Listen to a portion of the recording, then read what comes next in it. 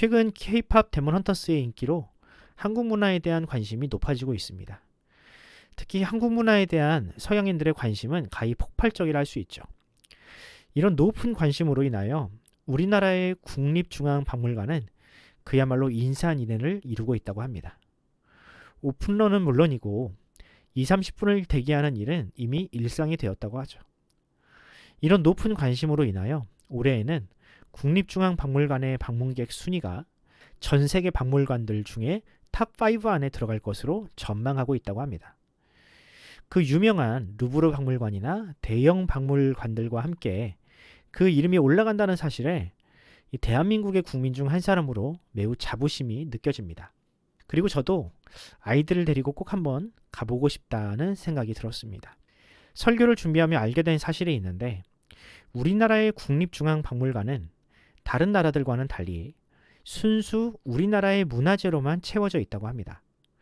프랑스나 영국의 박물관들에 전시된 것들 중 상당수는 다른 나라의 것들이라고 하더라고요.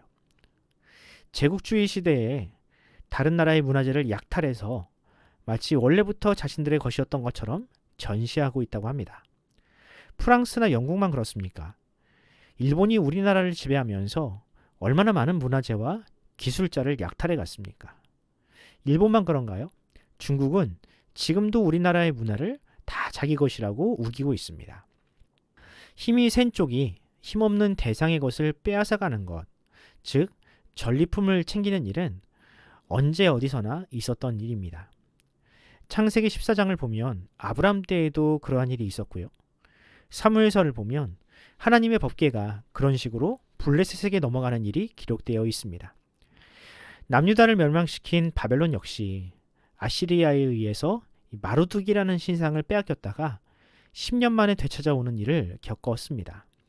오늘 본문을 보면 남유다가 멸망당하는 과정에서 그와 비슷한 일이 있었습니다.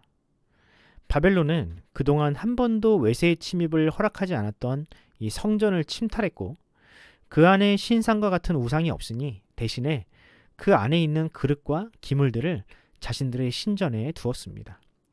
마치 승전을 기념하고자 박물관의 전리품을 전시한 것처럼 말입니다. 성전 그릇만이 아닙니다. 바벨론은 유대인들 중 능력있고 탁월한 인재들도 자국으로 끌고 왔습니다.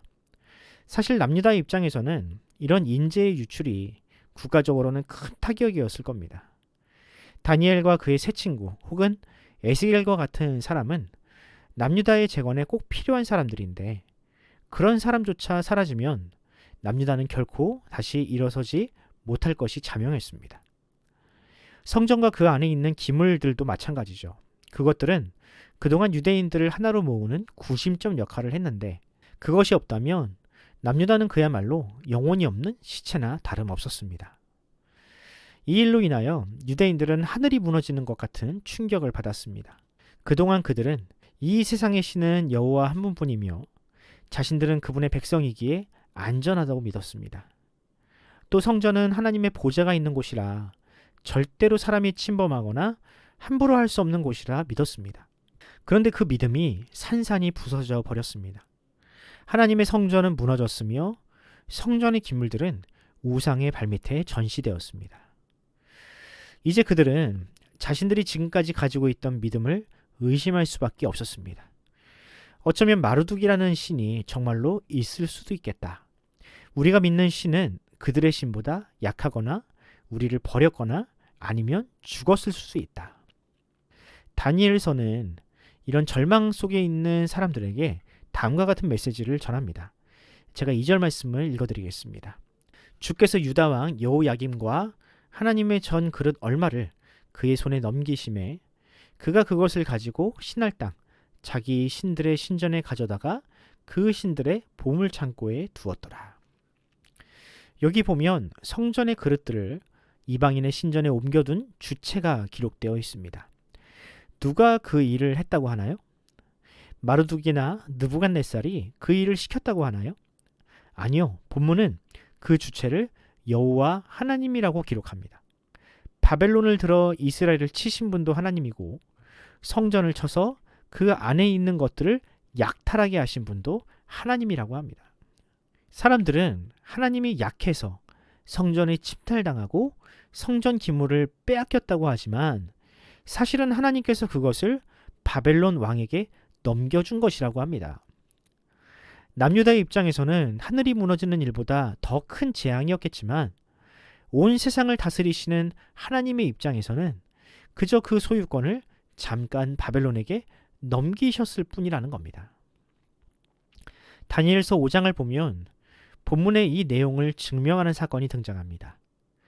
바벨론 왕 벨사살은 이 바벨론의 승리와 성공에 도취되어 자신을 마치 하나님과 같은 위치에 있는 존재라고 착각하게 됩니다.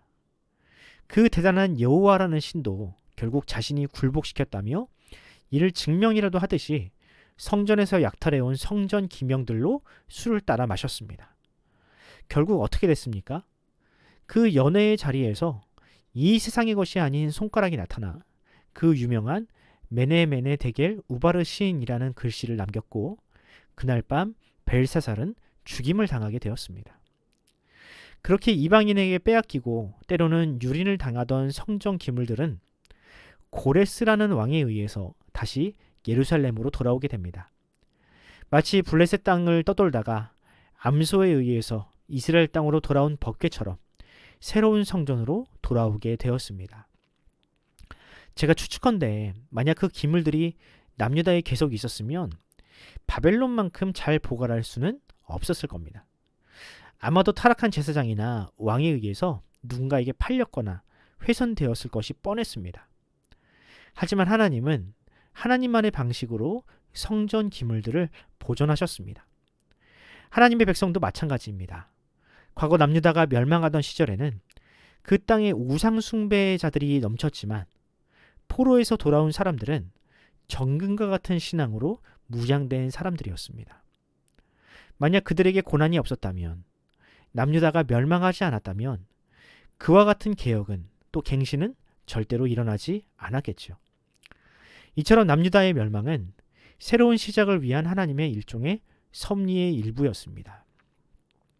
예수 그리스도의 십자가 사건도 그와 같습니다. 사람들은 그 십자가를 바라보며 예수가 실패했다고 조롱했지만 하나님은 예수를 죽은 자 가운데서 일으키심으로 완전한 속죄와 구원을 완성케 하셨습니다. 이처럼 하나님의 생각은 감히 사람이 짐작할 수 없습니다. 우리가 이해할 수 없는 많은 일들이 일어나도 시간이 지나면 모든 것은 다 제자리를 찾습니다. 우리 하나님은 바로 그와 같이 역사하십니다. 바라기는 우리가 그 믿음을 놓치지 않기를 바랍니다. 나의 생각과 판단을 옳다고 주장하는 것이 아니라 나의 생각보다 크신 하나님을 바라봅시다. 때로는 그 은혜가 내가 원하는 방식이 아니고 재앙처럼 느껴진다 할지라도 끝까지 선하신 하나님을 바라보십시오. 오늘 이 새벽 그 크신 하나님의 뜻을 알려달라고 기도합시다. 나는 당장 오늘의 일도 알지 못하는 죄인이오니 은혜를 달라고 간절히 구합시다.